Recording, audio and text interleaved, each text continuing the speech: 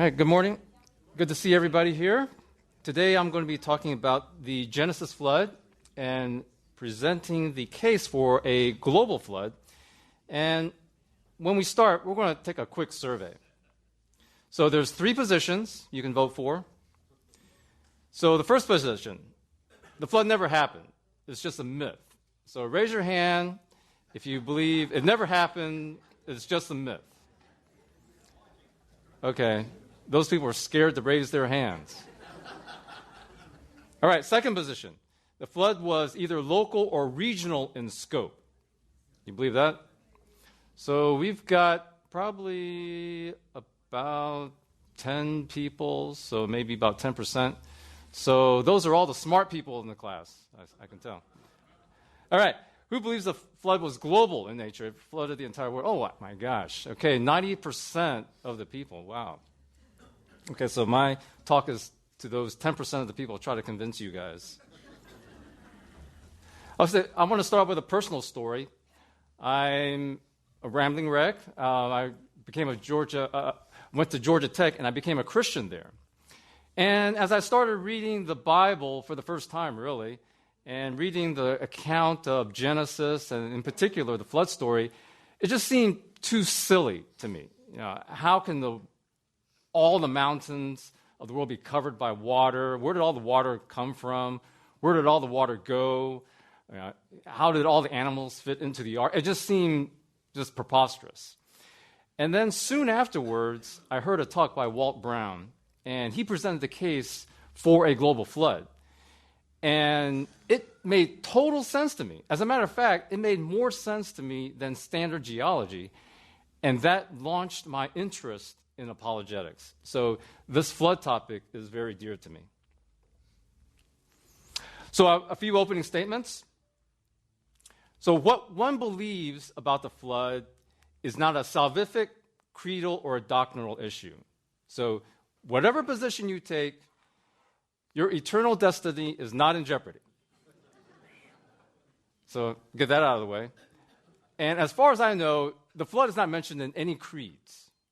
And as far as I know, it's not mentioned in any church doctrine statement. So we don't have to worry about what position that you take in terms of your salvation. Now, in my opinion, I believe a global flood is the most reasonable position given all the evidence, and I'll be presenting that evidence to you this morning. I make no claim about when the flood actually occurred. Now, some people say it happened 4,000, 5,000 years ago. I don't make that claim. I just say it's on the order of thousands of years ago. Now, this is a huge, huge topic. I'm going to try to cover this in probably about 40 minutes. And so I'm going to be leaving a lot of stuff out. But next week will be the final presentation. So today, what I'm going to be covering is the 4 main views of the Genesis flood. And then I will drill down into the global flood and present evidence for that global flood using scripture, history, and empirical scientific evidence. So, what are the 4 main views of the Genesis flood? The first view is that it's a myth, it's not historical, and it didn't really happen. The second view is it was a local or regional flood, and this is supported by the organizations BioLogos, American Science Affiliation. Both of these are Christian organizations. There's also a universal flood, and this is a theory proposed specifically by Reasons to Believe. So if you're not part of Reasons to Believe, you might not have heard about this, and I'll be explaining this in the next slides. And then there's the global flood. So AIG, CMI, ICR, and CSC. CSC is Walt Brown's organization. So let's try to explain what are the differences between the local flood, universal flood, and a global flood. So generally, if you believe in a local flood or a universal flood, you believe in an old Earth. So Earth is on the order of billions of years old. But if you believe in a global flood, generally you believe in a young Earth. So that means the Earth is on the order of thousands of years old. If you believe in a local or regional flood, that means you're pretty much in a local flood camp or a universal flood. So the universal flood proposed by Reasons to Believe believes that the flood was regional in nature, not global. Now, the difference here is with a local flood, some of the people died, but in a universal flood, all the people died. And of course, in the global flood, it believes all the people died as well. So I created a graphic here to summarize it. So here on the far left is the local flood, and the flood only flooded part of the world. Same with the universal flood. It only flooded part of the world, whereas with the global flood, it flooded the entire world. Now, with the local flood, some of the people died, and some of the monkeys died, representing land animals. The universal flood, all the people died, but some of the land animals died. So what that means is that all the people lived in that particular region, and that flood flooded that region. So it's sort of a middle ground between a local flood and a global flood. So the bulk of my presentation will be here on evidence for a global flood, and I'll be talking about it from scripture evidence, historical evidence, and empirical evidence. So we start with Genesis 6:13. It says, I have determined to make an end of all flesh, and all is repeated throughout Genesis 6, 7, 8, and there's some ways that you can interpret all. But I believe a natural reading of the account of Genesis makes it seem as if it's global in nature. Genesis 6:17, destroy all flesh, in which is the breath of life under heaven. Everything that is on the earth shall die. So again, I believe a natural reading of Genesis points to a global flood. Now, the global flood the flood is also referred to in the New Testament, and Jesus referred to it. And he said the flood came and swept them all away. So will the coming of the Son of Man. And also in Luke, it says the flood came and destroyed them all. So it seems like Jesus seems to imply that the flood was global in nature too. Or maybe you might interpret it as universal. It's mentioned in Hebrews. So, by faith, Noah being warned by God concerning events as yet unseen, in reverent fear constructed an ark for the saving of his household. By this he condemned the world and became an heir of the righteousness that comes by faith. 2 Peter also mentions the flood. For they deliberately overlooked this fact that the heavens existed long ago, and the earth was formed out of water and through water by the word of God, and that by means of these, the world that then existed was deluged with water and perished. So giving the implication that it was also global in nature.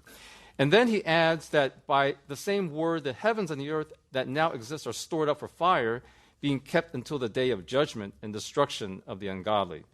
So the destruction by fire, if you're going to interpret that as global in nature, then that would also imply that the flood was also global in nature. So the historical evidence. Now, prior to the Enlightenment, which is late 17th century and into the 18th century, the dominant view of the flood was that it was global. Now, pretty much everyone acknowledges this. However, it was the rise of naturalistic philosophy, deep time, and uniformitarianism that initiated the rise of the popularity of the local flood. So the local flood started to rise in popularity during the Enlightenment period. Now, prior to that, early writers, a lot of them wrote in the early times, they believed in a global flood. And here are some of the names of those. We also have flood myth traditions in many cultures around the world. And I put a link there in Wikipedia, and they're from all over. And what's interesting is that they share a lot of similarities. So no matter where they are, they have man in transgression, divine destruction, favorite family, an ark provided, destruction by water, humans saved, animals saved, universal destruction, landing on a mountain, birds sent out, survivors worshipped after they came out, and then divine favor on the saved. So the question is, how did all of these stories from all different cultures arise? And there's three possibilities, maybe even more, but three main possibilities. One is that it all originated from a single culture, and then that story just propagated across the world. Now, that's probably unlikely because of all, back then you didn't have telephone, you didn't have email. So how did all these disparate nationalities share the stories? Now, the most popular explanation by secularists is that they rose independently. But that doesn't really explain why all the similarities.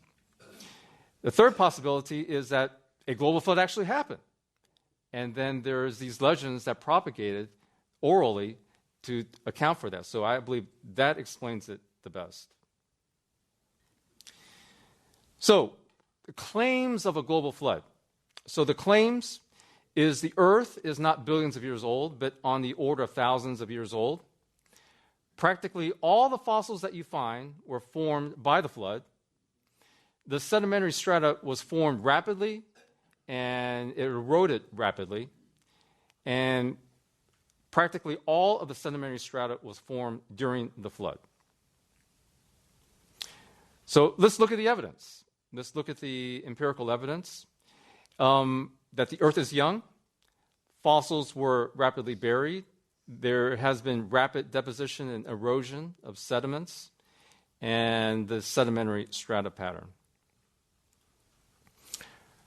So here's some major evidence for the earth is young. There's actually a lot more, but I'm just going to concentrate on these. So with carbon-14, it cannot detect anything that is older than 100,000 years old because the half-life of carbon-14 is 5,730 years. So that means that if you detected any carbon-14 in any sample, it has to be under 100,000 years old. And carbon-14 has been detected in dinosaur bones, fossilized wood, coal, oil, and diamonds. I've provided the link, and it's in many, many different samples. Another evidence was discovered in 2005 by a paleontologist, Mary Schweitzer, and she discovered soft, pliable tissue in T-Rex bones. And they claim that it's dated to be 68 million years old. Now, would you expect something that is 68 million years old to still be soft and pliable? I think it more correlates with something that is younger. Since then, they have discovered a lot more soft tissue, and it is now on the order of more than 100 different samples of soft tissue that has been found. Here's an example of a mummified dinosaur that was found. Bacteria was revived from a supposedly 250 million year old salt crystal. So how can you revive bacteria that has been buried for 250 million years? Again, I believe it's better explained by a young Earth. Scientists Volcano extracted yeast from a bee inside amber that is supposedly 45 million years old, and he made beer out of that yeast. And he's still alive. So would you expect that to have lived for 45 million years old and to revive it? I think that is also better explained by a young Earth. Now, the evidence of fossils, I believe, is also very strong evidence of a young Earth, because in order to have a fossil, it needs to be rapidly buried. If you go bury your dog in your backyard, your dog is not going to fossilize. It's going to decompose, and there's not going to be any remains really left for any fossilization. But yet we see fossils all around the world. As a matter of fact, we see fossils on top of mountains. On top of the Andes Mountains, we have ammonite fossils. On top of the Himalayas, we have fossils, marine fossils. The mountains of Turkey, we find marine fossils. In the Rockies, we have marine fossils. In the Tibet Plateau, marine fossils. In the Swiss Alps, marine fossils. Before I go to the next one, I brought a fossil of a clam. This is not actually from the top of a mountain. This was found in Africa, but this is supposedly millions of years old. And we've seen things like this before, right? And we look at it and say, oh, yeah, no big deal. It's just a fossilized clam. But there's something unusual with this. It's because when clams die, they lose, their muscles don't work anymore. And then the shells open. What this means is that this clam was buried while it was still alive. And we see this everywhere because when we see this, it looks normal to us. We don't see fossilized clams with the shells open. It's very rare, just open like that. Maybe it got broken apart. But we see an entire clam intact. And so this is evidence that this was buried alive. Now, we look at all the sedimentary layers. There are marine fossils in every single sedimentary layer. And as a matter of fact, the majority of the fossils in every single sedimentary layer is marine.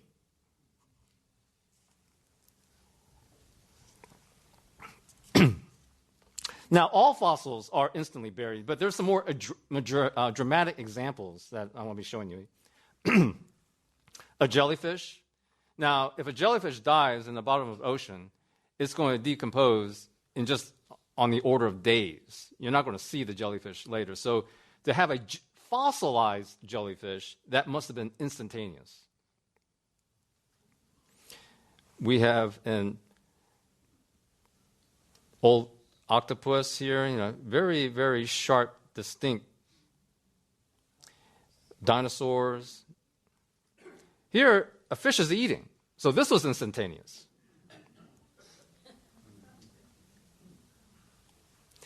And a morella in the process of molting. So this was instantaneous. And I really like this picture where the stingray, so much detail in it, no time to decompose. All right, let's talk about rapid deposition and erosion. And so we have actually witnessed this in Mount St. Helens. So here you see the strata that was formed. That was all formed after the eruptions of Mount St. Helens. And then it was all carved out by water. And so that rapidly eroded this. So if you just looked at that without knowing this was Mount St. Helens, you say, oh, yeah, that took millions of years old, and then some water eroded that took millions of years. But we have a documented case here where this is young.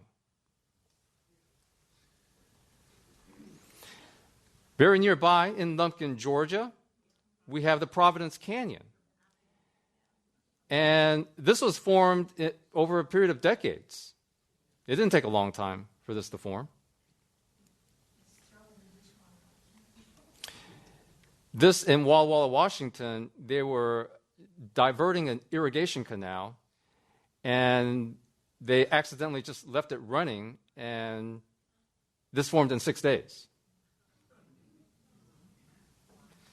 Here at the Oroville Dam crisis, there was a spillway failure, and this didn't take long at all to erode the rock. So let's do a thought experiment. If it took millions of years for the sedimentary strata to form, what would it look like? So let's just put on our thinking caps. And so we have one layer placed, and that took, let's just say, 1 million years. Now, would you expect anything to happen to that strata during that 1 million years? Maybe a little erosion, maybe a little fault, tilting, mountain building event, something. Okay, let's just say we had a little erosion. Okay, and then another 1 million years pass by, and then some more deposits are on top of that. Now, so 1 million years, 1 million years is a very long time. I mean, my backyard is not even flat. It can remain flat over 5 years. There's already, erosion in that. But here, we'll just say, okay, after 1 million years, there's just one fault. And then another layer was formed. Another 1 million years. Okay, they got tilted. The whole thing got tilted. And then another 1 million years, another layer. And then some more erosion. Another 1 million years, more deposits. And then a bulge, a mountain building event. And then another 1 million years, another flat layer. So, the question is, do we see sedimentary strata with evidence of any tectonic activity or erosion in each layer, like what I've pictured here in this thought experiment? Shouldn't something like this be the norm rather than the exception, if it took millions of years to form all these layers? So let's look at what we actually do see in the sedimentary strata. So what we do see is these layers span a very, very large region. And all of these layers that we see are generally parallel to each other. And there's little evidence of any geologic activity between the layers that we had talked about in the previous slides. Do we see any faults? Do we see any erosion? Do we see any orogeny, mountain building events? We only see those things after all the layers have been deposited. And this pattern is seen all around the world. Dr. Tim Clary at ICR has mapped out megasequences across the continents using drill data from pretty much most of them from oil wells across the world. And a megasequence is simply a set of sedimentary layers. And so here's a map of the Salk megasequence in North America, and as you can tell, it spans across the whole continent. There are 6 megasequences, and each of the megasequences span a very large area. This is the second sequence, the Tippecanoe. And this is the third sequence, the Kaskaskia. So since each megasequence is continent-wide, I believe it's best explained by a global flood, not a regional flood. And again, this is all around the world. This is Australia. Here's the Great Artesian Basin, covers the eastern side of Australia, and that megasequence as well just spans the entire continent of Australia. So the parallel layers are seen all over the world. We see very little tectonic activity in each of these layers. Here in Australia, these parallel layers, and we do see erosion, but it is after all these layers have been deposited. In England, in Arizona. As a matter of fact, it is so common, we just take it for granted. We see it everywhere. But next time you go to some place and you see these layers, whether you're driving along the side of the road or you're going to Grand Canyon or just even at the beach, just think about and ask yourself, why are there no tectonic activities in any of the layers? No signs of any erosion. Why is it all parallel? So I believe it is more reasonable to deduce that there was a short time period when all the layers were deposited rather than millions of years for all the layers. Now, what we see is after all these layers are deposited, then we see major tectonic activity. So here, we see tilting affecting all the layers. In Glacier National Park, we see major tectonic activity and erosion after all the layers were deposited. Along this road in Iran, same thing. We had all these layers deposited and then a major tectonic activity which tilted all those layers simultaneously. In Argentina, we see this as well. In China, now this is all over the world. I just picked these because they're very colorful, stand out. But this phenomenon is seen everywhere. Here, we see the layers were folded simultaneously after the layers were formed. Same here in Canada.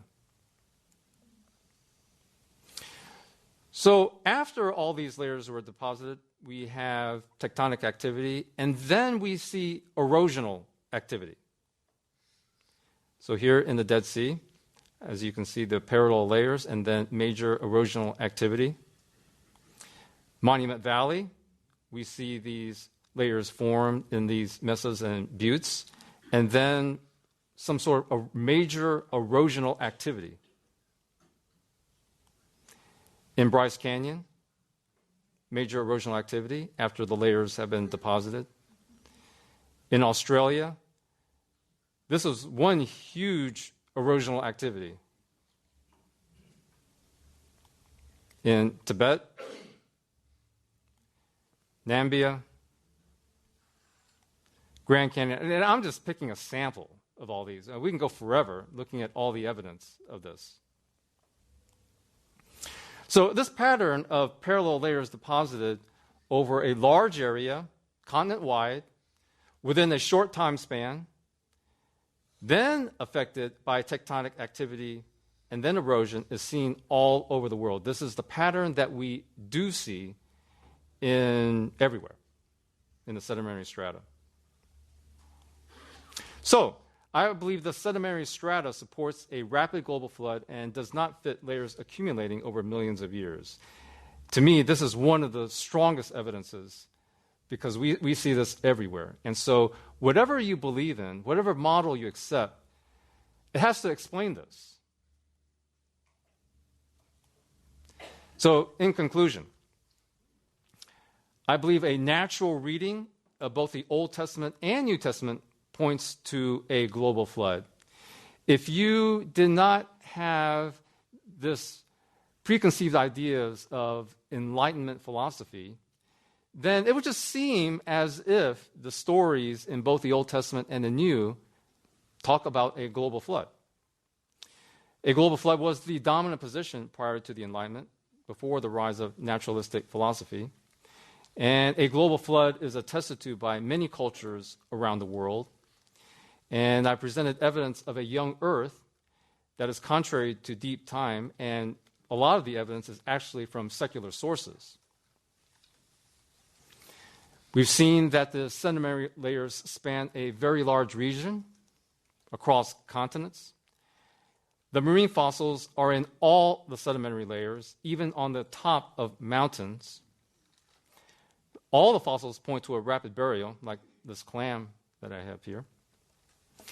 We have documented cases of rapid strata deposition and erosion, and we don't have any direct evidence of gradual deposition and erosion over millions of years because no one's been able to record anything that's happened over a period of millions of years. And I believe the strongest evidence is the sedimentary strata pattern. And it does not fit what is expected of deep time that better aligns with a global flood. So next week, what I'm going to be talking about is rational explanations about how a global flood could have occurred and how it could explain the sedimentary strata pattern that we do see, and also all the other things like rapid burial of fossils. So we have 15 minutes, and I'll open it up for questions. And I realize this is a huge topic, so keep the questions short. If you have a thesis that you want to present, save it for Facebook. Here. Write your thesis in there as long as you want, no problem, and we'll talk about it. Questions are short, and the questions should be related directly to what I talked about today, because I'm not going to answer anything about Noah's Ark. I'm not going to talk about how did you fit all the animals in the ark, and I'm not going to talk about evolution. So if it could be directly related to this talk, that'd be great. But and we have a hard stop at 15 minutes because Steve, where's Steve? Over there. Okay. Yeah, he'll be talking at 10 o'clock. So hard stop at 10 o'clock. So open up for questions. Oliver, does the genealogies, and actually that has the ages of a lot of men, does that contribute to or take away from an early Earth or a late Earth? Yeah, right. So all of the major proponents of the young Earth base their dating on the genealogies. And so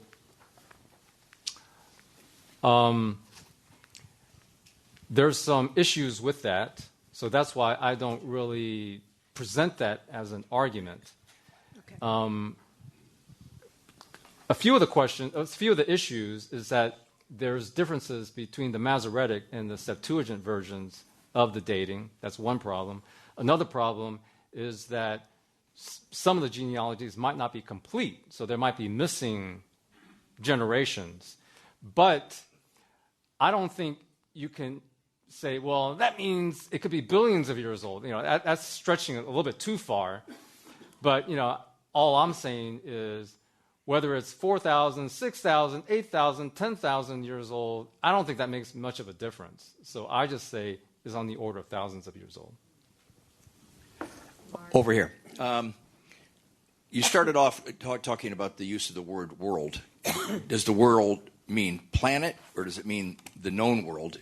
A number of times Scripture calls all the world came to Egypt for grain. Yeah. No, not all the world. Right. The whole world sought an audience with Solomon. Right. No, not the whole world. Right. So just a point of distinction there. So is it possible that these are a series of floods? When you look at the number of layers, rather than one great flood, a series of regional floods. Okay. All right, I'll take that as two questions. So the local flood proponents, really they talk about the word all, kol. And what does that mean? So does kol mean literally everything, or does it mean just some things? And so what the local flood proponent says, all the world means just some of the world. That doesn't literally mean all of the world. Like, all of the world came to Egypt during the famine. No, not all the world actually came. So that's true. The word kol can mean everything, or it could just mean a subset of everything. And so my argument is more towards a natural reading of the Bible.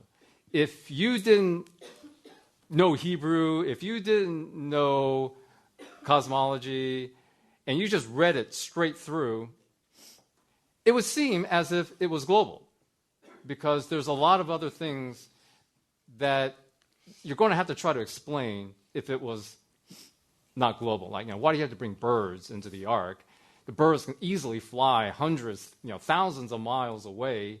If it was just a local flood, it just seemed ridiculous to bring birds and other things like that. There's a lot of other issues. So just a natural reading, I believe, of the Bible points more towards a global flood than a local flood. I already forgot your second question. Series of floods, yes. So I think if there was a series of floods, you would see that in the sedimentary strata pattern. So you would see major erosions. You would see a flood here, and then major erosions, tectonic activity, and then on top of that, you see another erosion, series of activity. So you see sets of these patterns, but we only see one set of pattern. One set of pattern. Okay, and this is very generalized. There are some exceptions, like in the Grand Canyon, but generally, what you do see is all the layers form, parallel layers form, and then tectonic activity, tilting, mountain building, and then you see erosion. So that's the general pattern that we see. So I believe that's better explained by a single event rather than multiple events. Hello. I have a question and a comment. The question, I think, relates to his question about genealogies. There's a big difference between 10,000 years. I mean, you said 4, 6, 8, 10. There's a big difference between 10,000 years and 100 million years. I mean, that's a huge difference. And I grew up in a strong dispensational doctrine that said the earth was 3,627 years old or something or other, whatever Schofield had determined it was. And then that just doesn't make sense, in the sense of that strictness. But, I mean, there's somewhere between 10,000 and 100 million when you get into the whole generational thing. Yeah. Maybe we should have another talk on this. So the problem is, why do people believe in an old Earth? That's the question. Mm-hmm. And there are scientific evidence for, I would be more specific, an old universe. And so the question is, how can that be resolved? That would take another talk. Okay. And it's very, very fascinating. But the only thing I'm arguing today is a young Earth. And I've just given you the evidence, I believe, for that.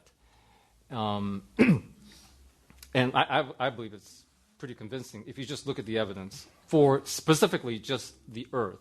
So that's why I specifically did not mention about the universe. I'm only talking about the Earth right now. Okay, and one comment, your comment about the bacteria. Bacteria and parasites can exist for decades and decades, maybe hundreds of years, I don't know what the limit is, in spores and cysts that then can be revived. So it's not as unthinkable. Yeah, it's not as unthinkable. But I think you're pushing it when you're saying 250 million years old. So. Oh, I'm not saying it's a million. I'm just yeah. Okay, I have a question. Local flooding doesn't seem plausible to me. If it covered the mountains, say it was short mountains, only 6,000, 7,000 feet tall, and yet local flooding, water tends to seek its own level. The whole world, what would cause the water to stand up there and not flow across all the world?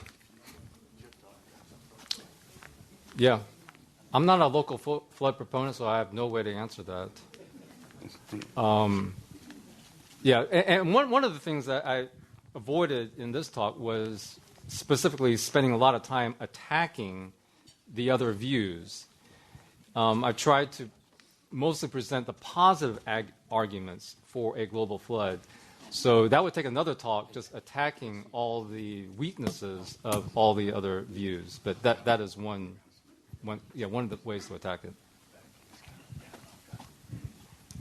Oliver, can you address the erosion more specifically with Mount St. Helens and how fast that happened? And are you proposing that the Grand Canyon was similarly eroded rapidly?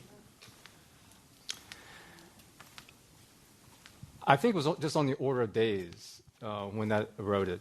And yes, I'm proposing that the Grand Canyon was eroded rapidly. I don't know the time frame, but I will give you next week a model to account for that, the erosion of the Grand Canyon and the formation of the Grand Canyon as well.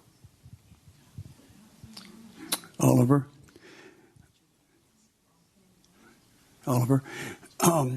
Indus they have found baby mammoth elephants with tropical grasses in their stomachs in Antarctica, and also found crocodile's teeth and fern fossils in the Thames River in London. Does this indicate that as the Bible teaches that there was no rain at first and there's just the raising of the dew? And does this indicate also that the flood was the changing of everything in the weather? Somehow the earth was knocked off axis, and now we have all kind of seasons, and the ice age was formed, and we've been warming up in global warming ever since after that. Yeah. So next week, I'm going to be talking about, from a scriptural point of view, what exactly happened during the flood, and also presenting some models to account for what actually happened during the flood, what happened after the flood. So I think next week we'll be able to address those questions. Would there be any logical reason for the existence of the ark if it wasn't global? Yeah, again, so I'm not a local flood proponent, so I wouldn't be able to answer that. To me, it doesn't make any sense, but I don't know how a local flood proponent would respond to that.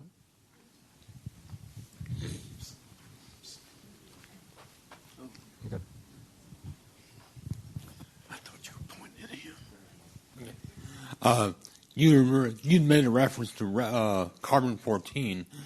Why do you think? I've heard that old Earth proponents use carbon-14 to sustain their argument that the world is very old. Why is it that carbon-14 is used by those old Earth proponents? Okay, so they don't use carbon-14. So they use other radioisotopes. So they use something that has a very long half-life, like uranium. So they use other radioisotopes besides carbon-14 to argue for an old Earth. So, so I think that is one of I believe there's two strong arguments for an old Earth. One is the radioisotope dating of other elements besides carbon-14, and then the other one is evidence in the universe that the universe appears old, just like why can starlight, shine from things that are very, very far away. So I think that would be another great talk about addressing these arguments for an old universe and an old Earth. But that is also very, very lengthy to talk about. Thanks, Oliver.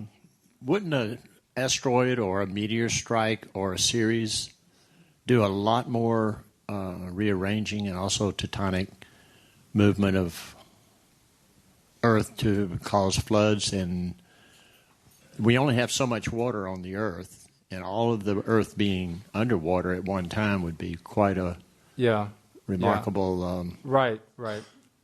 Just explain. I mean, it could, but we actually don't have a whole lot of evidence of meteorites, massive meteorites impacting the Earth. So we have the Chicxulub in the Yucatan. So, but beyond that, there's not a whole lot. And even if you believe in the Chicxulub event, that was also regional. So that didn't affect the whole world. It didn't do major tectonic activity even around that area. So I think there's limitations of the impact meteor theories. Well, large enough and hitting at the deepest parts of the ocean would, the water would soften the blow and not be noticed, but it sure would create a lot of water. Oh. Yeah, it could create some tidal floods.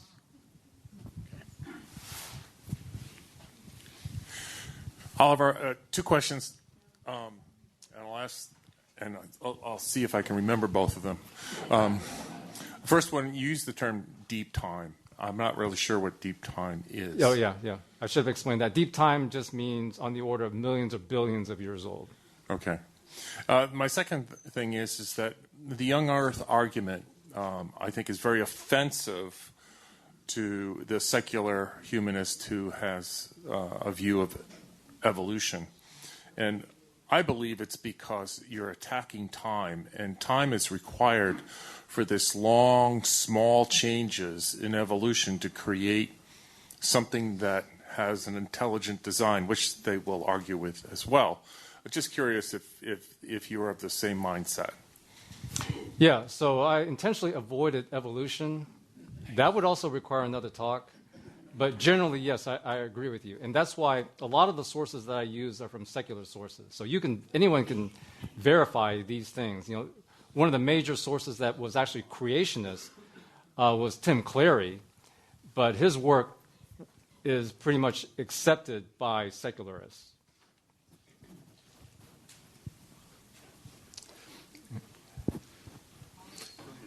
Yeah, Oliver, you may have just answered this question, but my question was going to be this idea of young Earth that's not generally accepted by the public.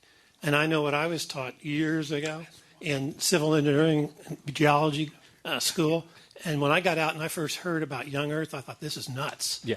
But then I heard Henry Morris from ICR talk about this at a church when we were in Iowa. And I thought, what's going on? And then I looked at the fossil record, Precambrian explosion, et cetera, which you've talked a little bit about that. And I'm like, why haven't I heard anything about this? And I think it's still the case, because I suspect there's people in here thinking, what in the world are you talking about? Yeah. Well, that's where I was until I really dug into it. So I guess maybe that was answered a minute ago, but curious your thoughts on that. Yeah. I only have like 30 seconds, so I'll quickly wrap this up. And my only goal is to present to you some of the arguments and evidence that maybe you've never even considered before. And if you didn't believe in a global flood, at least maybe I hopefully showed you something. Hey, that could be interesting. You know? And if you do believe in a global flood, maybe you've heard something new that you haven't heard before. But also want to reiterate that it doesn't matter what view you hold. You know, it doesn't affect salvation. It doesn't affect doctrine. It doesn't affect creeds. But I believe we just have to go with what the evidence shows. And if the evidence points to that, if the Bible points to that, if the history points to that, if science points to that, then I think we should say, oh, that's a very reasonable position to hold. That's really my main argument for today. And then next week, I will continue that by explaining rational explanations from both the Bible and these creation science models about what actually happened during the flood. Another question? Okay, since Jeff said it's okay, then we'll have another question. Okay. Well, this may be too dumb to even ask. It should be pretty simple. But looking at those fossils, those are marine life. How do you suppose that they were killed? They live in water. The flood just brought in more water. So what exactly killed those?